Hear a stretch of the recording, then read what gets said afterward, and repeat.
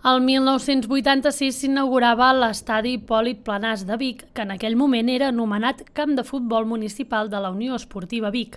No va ser fins al 2022 que, en motiu del centenari del club, es va canviar el nom per com el coneixem actualment.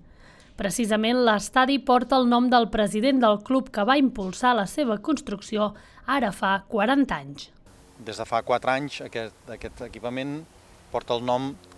d'un president del Vic que va ser molt emblemàtic, probablement el millor president de la història del club, i que amb ell es van iniciar els treballs per fer la construcció precisament d'aquest camp. Ell no el va poder veure mai, van ser les juntes directives de Casals i després de Pla de Vall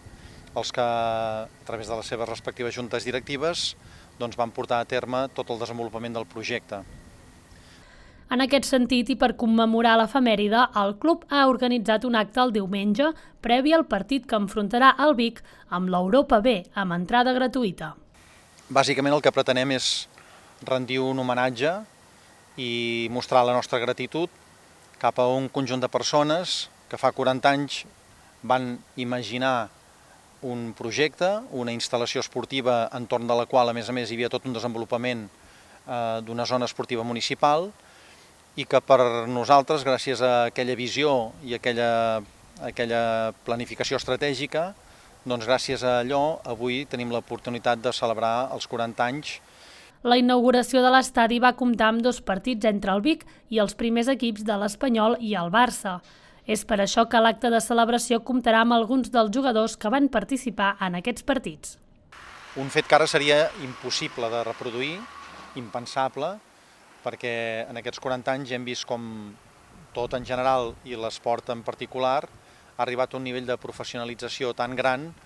que seria avui inimaginable pensar que Lamine Yamal pugui venir a commemorar els 40 anys del camp del Vic, però com que nosaltres volem fer aquesta mirada retrospectiva,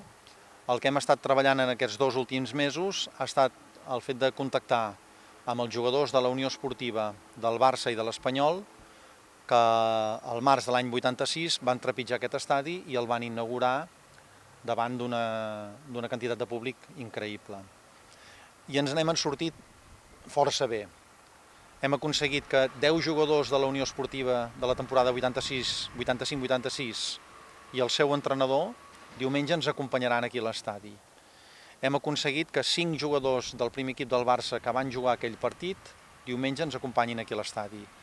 I de moment hem aconseguit que un jugador de l'Espanyol diumenge també ens acompanyi aquí a l'estadi.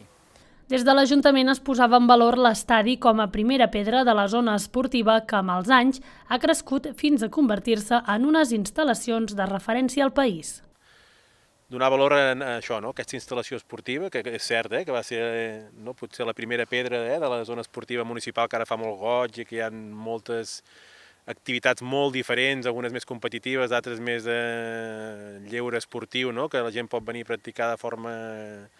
lliure per aquí al costat i per tant això ha canviat molt en 40 anys, però això sí que va ser la primera pedra i aquesta mirada també està bé valorar-la, de dir, ostres, aquesta instal·lació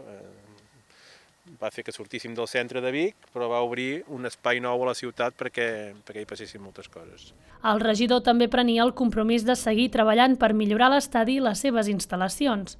L'acte de celebració tindrà lloc aquest pròxim diumenge a les 4 de la tarda.